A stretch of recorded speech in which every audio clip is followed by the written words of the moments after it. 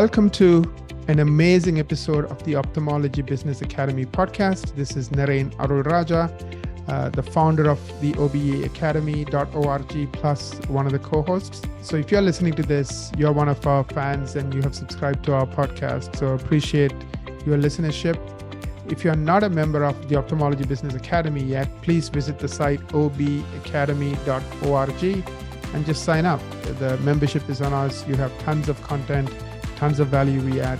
We focus on the business side of running an ophthalmology practice.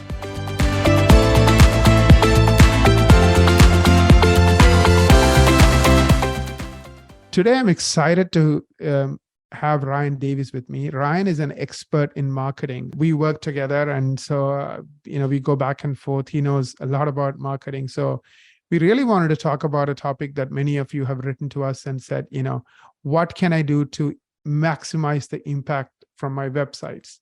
What are some of the key elements that every ophthalmologist should consider when they are building their website and their digital marketing strategy?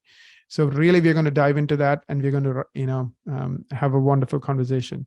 Ryan, how are you doing? I am doing fantastic. Thanks, Narain. Really, really excited to be here. As you mentioned, this is something that you and I go back and forth a lot with, and ophthalmology definitely something near and dear to me. I think you and I have talked about it before with my girls, and one of them has seen a number of ophthalmologists now over some different things that are happening. So this is an area that I'm really excited to talk more about and share some knowledge on, and be able to uncover some areas for being able to help maximize, as you said, maximize the impact of websites. Absolutely.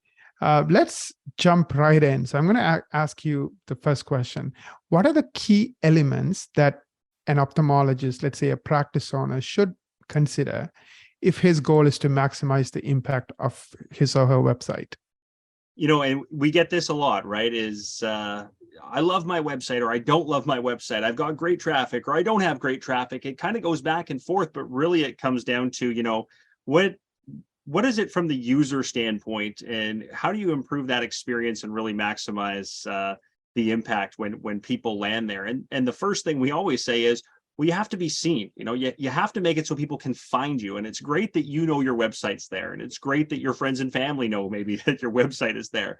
But 95% of websites don't rank on Google, right? Like they're not found on page one. They're not able to be easily seen.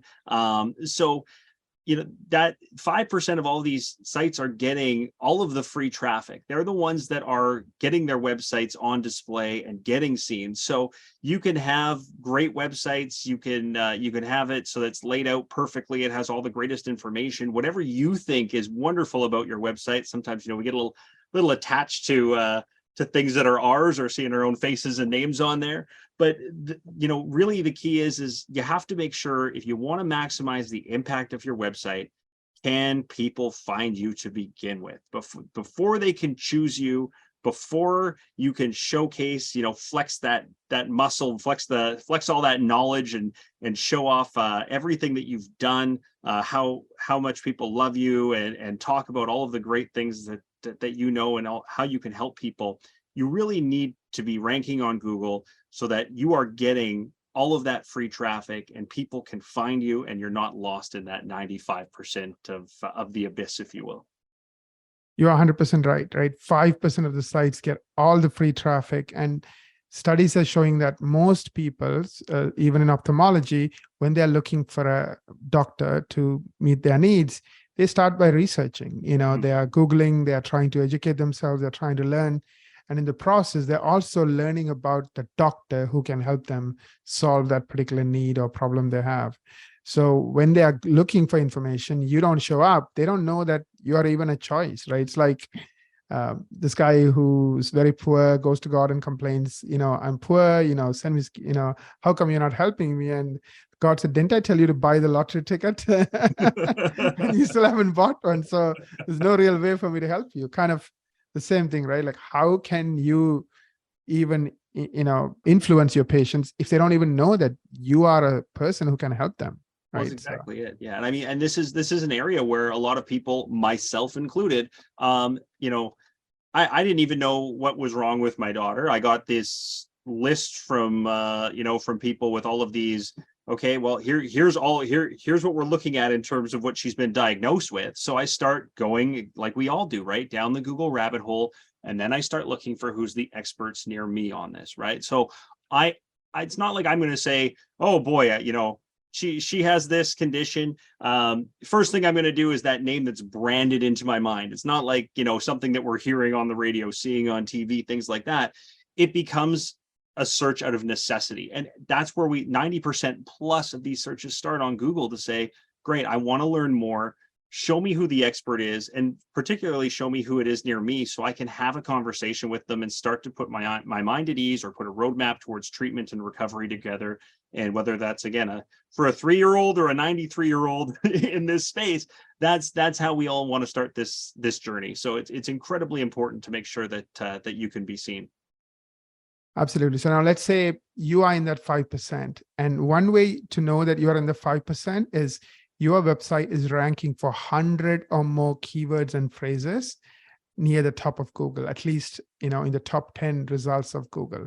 So if you're ranking for 100 or more keywords, you are getting all the free traffic. You are in the 5% that's getting 95% of the free traffic. So let's assume my practice is in the 5%. I crush SEO. I'm dominating SEO. Now what? Like, the patient lands on that page. So let's use a different example. Let's say somebody has glaucoma, maybe my mom, and I'm trying to figure this stuff out, and I start, Googling glaucoma, and I'm trying to find the doctor. So I Google glaucoma, ophthalmologist near me, or glaucoma doctor near me, whatever it is. And you show up, your website shows up, your glaucoma page shows up. What do you think the patient is trying to do that we need to be aware of as practice owners, to be able to kind of hopefully now influence that patient to come see us? That's perfect. I mean, I talk about this all of the time, that this type of marketing is really a two-sided coin, in the sense of, can people find you? Now that they've found you, why would they choose you?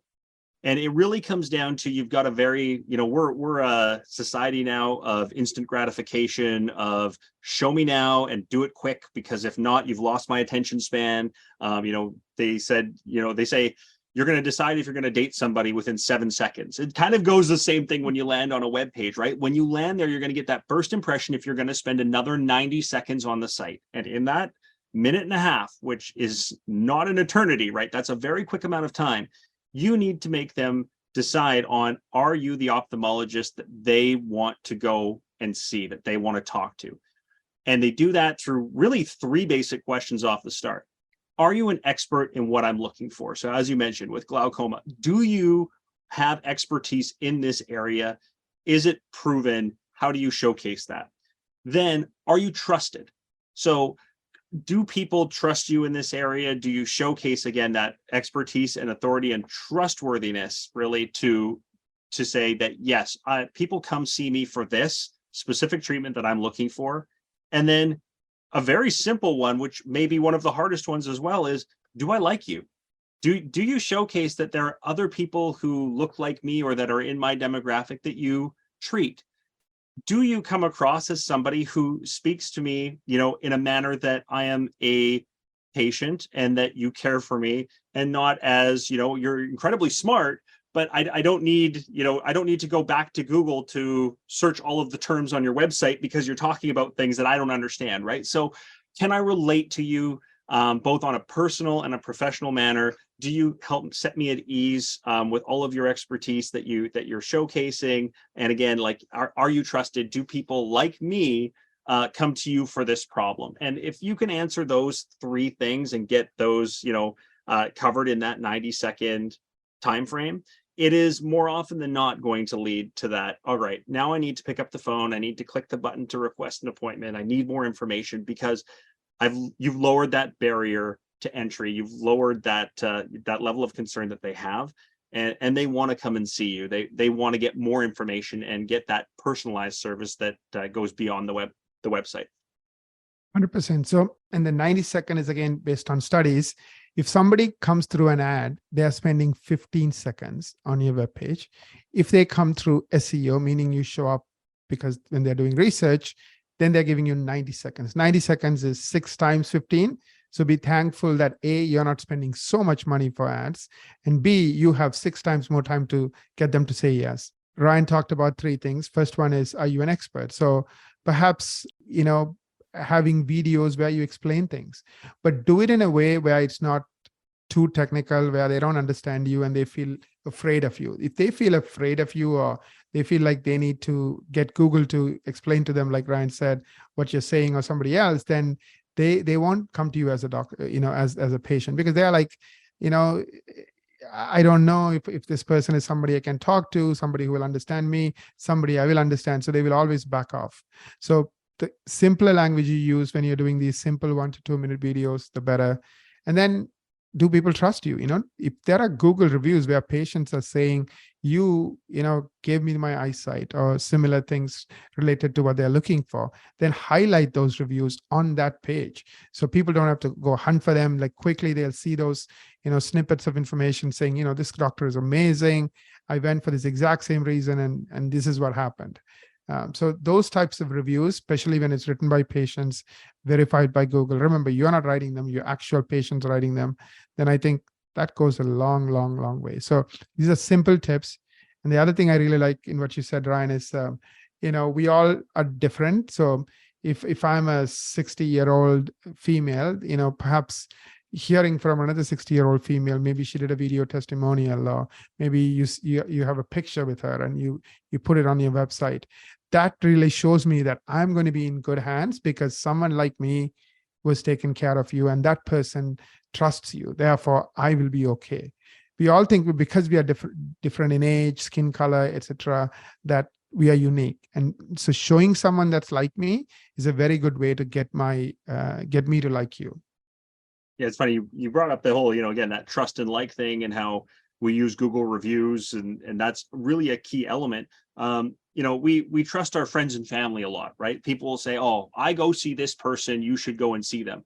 And what's the first thing we do anyways when someone recommends a person, a product, whatever it is? We go on Google, and then the first thing we do from there is go, I'm just going to check the reviews just to make sure that this is, like, we still have that secondary. So even when we have certain levels of comfort and trust and likability, we want to maximize the amount of exposure to that, right? So it's not just one person telling you, this is great, this person's great, the service is great, this product is great, but especially saying, look, don't just trust me, look at all of the people who feel the same as me. And then, as you mentioned, then you're drilling into the website and going, oh, look, and there's even people who look like me, or people, in my case, oh, look, they treat kids that, now I write, that looks just like my little girl with an eye patch, and look at the smile on her face. So this is, this is important to me to kind of understand these things and have that level of connection, that if I'm going there, if I'm taking my family there, if I'm taking, my elderly parents or grandparents or my child or myself, they really are going to be able to be taken care of. And people are very happy, and they're trusted and liked. And that's really what we're looking for in a service provider. With an ophthalmologist, no different, right? Is it somebody that we can connect to, and we want to have that personal relationship?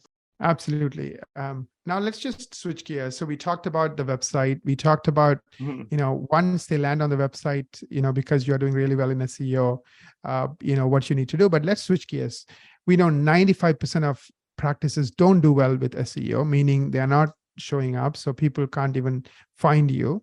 If one of our listeners is in that 95% camp, right? They are not doing well in SEO. They're not getting any or very little traffic from Google for free. Like, can they dominate SEO? And if so, how? And that's exactly it. We get a lot of people where I've got a beautiful website. I love my website. I love this about it. It's very visually appealing. It's got tons of information. Why aren't I ranking? How come I'm not there? Right. And that's, again, we mentioned this, right? It's great to have a beautiful site, but if people can't see it, it doesn't matter, right? Like, there's a lot of great art pieces in the basement of the Louvre, I'm sure, where it's, in the archives, where they've got this, but it's not up to standards for what people want to see, right? So you really want to make sure that we are focused on the fact that a beautiful site, or something that we like, we being the people who have built the site, don't get too overly attached to, right? So we mentioned 90% of people are using Google to start this search. So what do you need to do? What are those elements that need to be built into it? And it's really, is this easy to follow and navigate for me? Do I feel comfortable on this site? Am I getting the information I need? Is it a simple but very stylish design? It's the things that we look for on any website. Is it easy and straightforward for me to navigate and get through? Does it have the content and those testimonials that I'm looking for? Is it all available to me and laid out in the right way? Is it properly keyworded? Is it properly built? Is it fast? Again, instant gratification society. Yeah, we've all done this. You go to a website and it sits and it spins, and it could be a beautiful website on the other side, but if we've waited 5 seconds, a horrible 5 seconds, right? But it hasn't fully loaded, we click the back arrow and move on because we go, something's not working here, right? So you want to make sure that these mistakes are being caught. There's tools for this. There's ways to enhance speed and to make sure you're using the right next generation format for images and videos and how you embed things and all of this sorts of stuff. There's a lot of techniques involved to be able to do it, but we want to make sure that you have that content. It is personalized content. You're showing that expertise, authority, trustworthiness that we've talked about, but we're not just focused on the aesthetics of the site, and we're not just focused on what we think works, but that simple, stylish, information-based leading of a funnel through the website to be able to guide people through their journey and end with the all-important call to action and how to schedule an appointment for a consultation. Absolutely. So Google makes $224 billion, for those of you who don't know the stat, just from Google ads. So in the year 2022, that's how much money they made, $224 billion US dollars. If Google were a country, they will be richer than 150 countries in the world, meaning Google, the ad business, makes more money than 150 countries in the world. It's good for them. It works. It's so powerful that we use it every day that the advertisers are willing to give it so much money. So Google has to make SEO, i.e. free traffic, extremely hard, because imagine everyone gets free traffic. Nobody's going to give Google $224 billion. Why would they? The only reason they give so much money is SEO is super hard and only 5% get to benefit from it. So, but Google is a fair company. They tell you what they do, but being the 5% is not easy. You have to beat the 95%. And 95%, no, because ads are so expensive, they still want to do everything they can to get into that 5%. So there are 6 things you have to pay attention to. I'm going to just rattle them off, that if you really, really, really succeed in those 6 things, you would do well with SEO. One of them is called NAP. Ryan is an expert. One of the things he does is what's called a marketing strategy meeting to really, really, really go in depth and kind of discover how are you doing in these 6 things as a practice owner. So NAP stands for name, address, phone number, consistency. There are hundreds of websites with your practice name, with your practice address, with your phone number.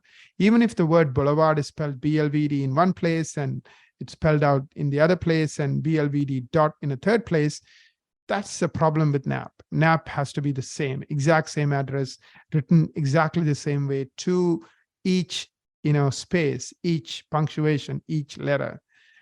So that's one of those 6 things that you have to pay attention to. Again, Google loves original content. So if you have original content, again, there are lots of other rules. Google, again, will reward you, but you can't even have one sentence that's copied from some other source. So you need people who know what they're doing to write content that Google loves.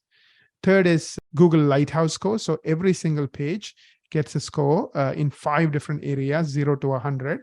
And you need to get 90 plus in all these 5 areas for every single page you want to rank.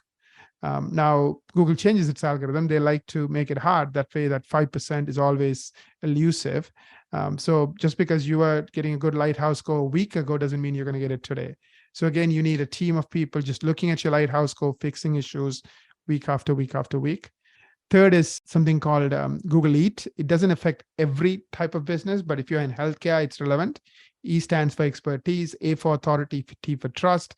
I'm not going to get into the details, but again, something that Ryan does is he will explain all of this and show you, are you leveraging Google Eat? You're not leveraging Google Eat, and so forth in the marketing strategy meeting.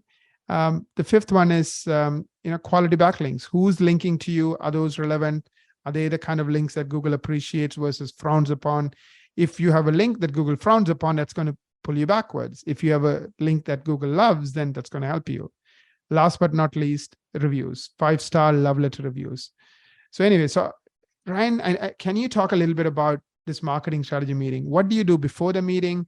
What do you do during the meeting? What do they come out with? Because I bet there's a lot of people listening to this saying, you know what, I am definitely not in the 5%. I want to get there. And how can you or anybody else help me?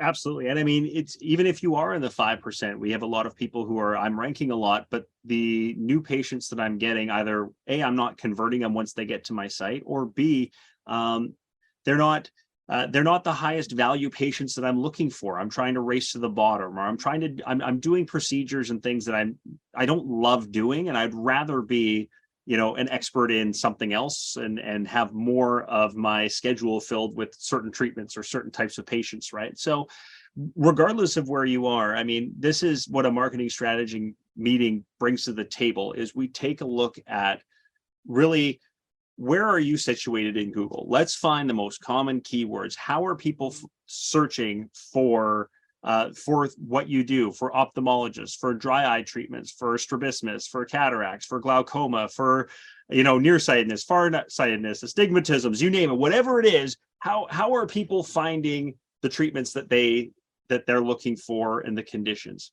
From there, how are you ranking, and how are you ranking in different areas, in your own backyard, in whether it's in your town, your township, your county, your state, the whatever area it is. How are you drawing from different areas? Are you drawing from a 3-mile, 5-mile radius? Are you drawing from a 25-mile radius? Are you drawing from across state lines and across the country, depending on the treatments that you do? So we really like to break that down. I like to look at exactly that, and how your keywords are ranking, and where there's opportunity for improvement.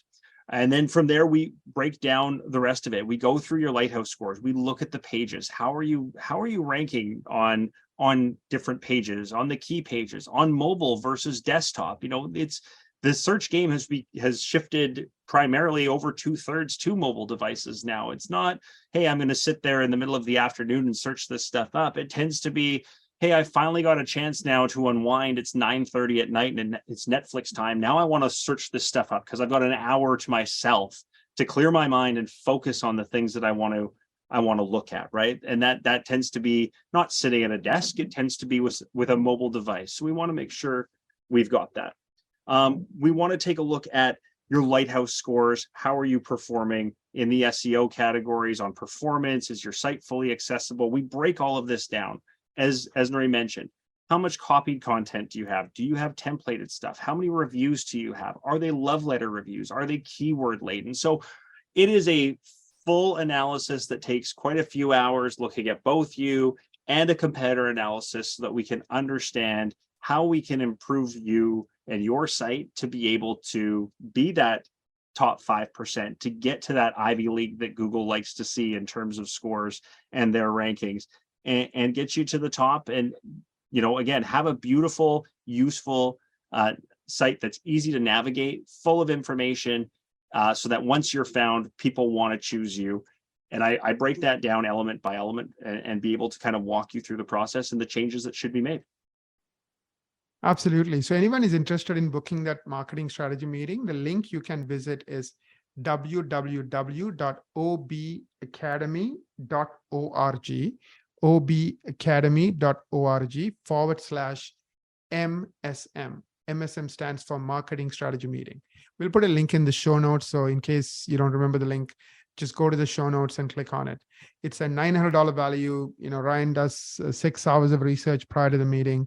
He gives you literally like a report card on how well you are doing, and a strategy or a plan on how do you get to A in all these 6 areas. So within 12 months, you are like dominating your market. You have an unfair advantage when it comes to being found and then helping people pick up the phone and call you, i.e. choose you.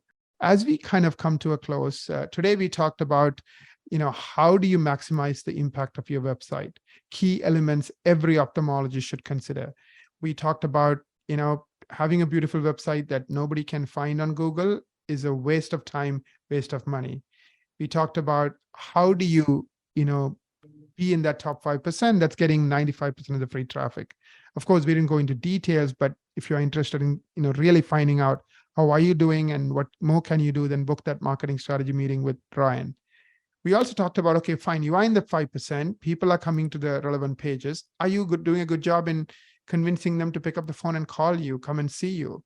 And we talked about trust, being an expert, getting people to like you. So really a lot of amazing information, Ryan. Thank you so much for joining me today. Any final thoughts before we bring this to a close? I think, my favorite thing to tell everybody about this is a lot of this is, where do I start? It's a big thing to unravel. This is where, I specialize in what we specialize in. I'm not going to walk into an ophthalmologist's office and sit someone in a chair and say, all right, let me at them here, right? So I would be just as overwhelmed. So I understand that can be some of the hesitation, but that's really what we do is break it down and start from the start and help kind of showcase that expertise. It's not impossible by any stretch of the means. Google, as you mentioned, they make a lot of money, $224 billion a year off of people paying their way for that VIP parking spot at the top. But we've been conditioned to be trusted, to trust what Google puts in front of us because they've done that vetting. And that's what we do, is we vet what Google needs to vet to make sure that we can put ophthalmologists right at the top and dominate those keywords. So it's a great place to start, and it's not an impossible climb. And I thank you very much for having me today. I really enjoy my time here. As you know, this is always what I love talking about. We spend a lot of time on it. So really appreciate being able to share this with some others as well. Thank you so much, Ryan. Really appreciate your time today. And, I learned a lot, and it's always fun to talk to you. If you like this podcast, of course, please share it on social media, Instagram, Facebook, TikTok, Facebook group, Reddit. We don't care, share it. Of course, write a review for us on iTunes as well.